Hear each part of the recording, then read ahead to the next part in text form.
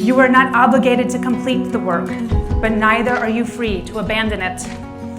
God created you and me to stamp out the injustices of the world, to secure the freedom of all, and to guard the dignity of each and every human light.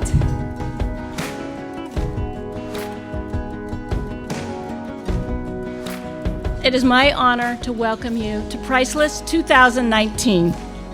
Due to your generous contributions, each year the Global Center for Women and Justice hosts the longest-running anti-human trafficking conference on the West Coast, appropriately titled Ensure Justice. We realize that we represent multiple faiths, but we are united in our commitments to anti-human trafficking, to see justice, to see the Lord, our God, work on behalf of the vulnerable, the weak, the exploited, and so we are united in that cause and in that effort. In 2017, a newspaper headline read, "Global sex trafficking ring busted in one of America's happiest, safest cities." The perpetrators lived in a home with a white picket fence right here in Irvine. These headlines prove that traffickers do live among us and in plain sight. I've been doing this assignment where I prosecuted human traffickers for a long time now, and I have been able and blessed to go throughout the country and train on human trafficking. And when we think about human trafficking, Orange County specifically, I usually get people shocked that we have human trafficking in Orange County. As a state, 72% of the trafficking victims in the state of California are domestic. They're not from international, they're homegrown girls and boys from our own backyard. This is not easy stuff. My grandfather, blessed memory, used to look at me and go, "So Diana, what did you talk about this Shabbos?" And I go, "Oh, well, I talked about CSAC, commercial sexual exploitation of children." He goes, "Oy, Diana, talk about Yiddishkeit. That's what they want to hear."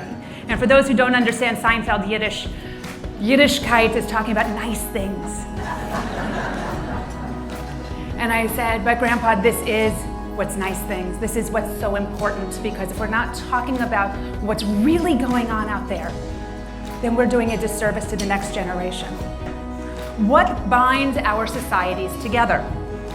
One, we are bound by our love for our children. Two, we are bound to our society by our work for the good. Three, we are bound together by our love for our place. And four, we are bound by our shared humanity. And I ask rabbis all the time, I ask ministers all the time, I ask imams all the time, how often do you talk about these issues from the pulpit? And some of them will say to me, "Oh, I talk about it. Yeah, I talked about it once." I said, "Really, when?" They said, "Oh, about 10 years ago." So we need to educate ourselves, right? Sandy, this is what you do so incredibly well with women and men all over the world. You have to work towards prevention, because as Ben Franklin said, an ounce of prevention is worth a pound of cure, right? And he's absolutely right. If we actually work towards prevention, then we don't have to react. We don't have to respond. We don't have to figure out the next step. We have to advocate. We have to advocate for better laws. We have to better behavior, better policies. We have to report. We have to report when we see something. In New York City, if you go on the subway, it always says, if you see something, say something, right? But we have to, and even if it's uncomfortable and it hurts and doesn't make us feel good, we have to live in the here and the now. We have to prevent, we have to help, we have to dedicate ourselves to that purpose. I was looking at some numbers. 30 million impressions, 20,000 listeners, 147 nurses, 91 countries. And I was feeling really good, because those are my numbers, our numbers for the Global Center for Women and Justice this year. I believe that this needs to become an issue that is part of our history and no longer an issue every day. How did we get here? How did we get here? The Global Center for Women and Justice is built on research, education, advocacy, collaboration to build hope. this organization depends on philanthropy to make sure all of these activities happen because of the philanthropy that you're able to provide. Well, first of all, I just want to say what a blessed room to be in. So many great people. I can tell the energy and the spirit in the room is wonderful, priceless. Is how I actually feel about it. This is just a great event.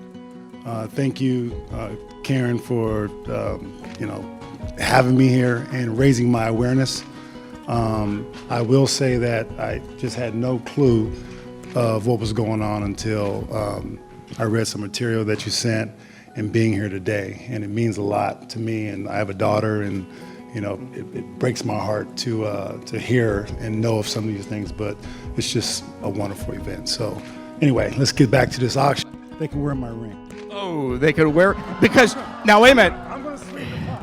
All right, you're going to sweeten the pot because he was part of the Rams team that won the Super Bowl. So let me see that ring. Let me see that ring. Wear a ring like this. Yeah. If you bid, you're going to wear it All right. on that day. I'm going to bring it for you.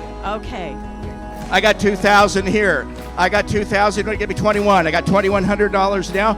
Sold it right there at table 20. $3,500. Spotters, do we have your number? I got $15,000 right there. Thank you, ma'am. Thank you, ma'am. Number 106. Is there somebody? 225, $10,000. Thank you. I've got 5,000. 101. 101, 5,000. 102, 5,000.